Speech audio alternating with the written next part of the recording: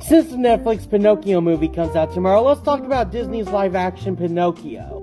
Probably don't need to say this, but spoilers then, so click that like button and come back later. So, to be completely honest, I was really disappointed with this film. My favorite character of the film has to be Jiminy Cricket. He's probably the most faithful character in the whole film. Sure, he doesn't get the message across like in the original film, but he does have the same charm that always made me love his character.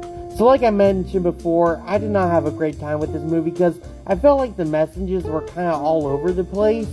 Like take this scene here when Pinocchio is trying to break out of this birdcage here. In the original film, it taught us a great lesson about don't lie or else it's not going to help you at all. But in this film, he lies and he manages to break out of the birdcage by making his nose so long to grab the key.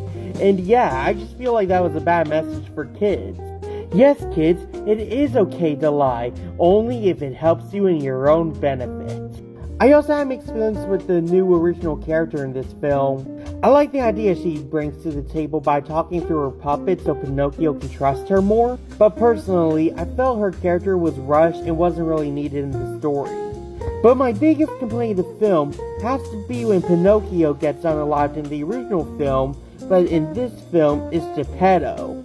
Like with the ballet girl Pinocchio made friends with in the circus, I like the idea of this, but it just isn't executed well.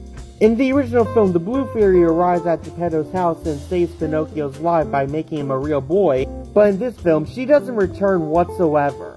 Instead, Pinocchio cries on Geppetto, bringing him back to life somehow. I don't know, Pokemon the first movie magic or something? And then Geppetto just tells Pinocchio, yeah, you are a real boy. You don't need flesh to be a real boy. You are a real boy in my eyes. And again, I like the idea of Pinocchio actually just staying a puppet, but the way that the film just leaves it very vague if he does or not, I just didn't really enjoy that. Though this movie did still have its moments, like I love how they portray Pleasure Island.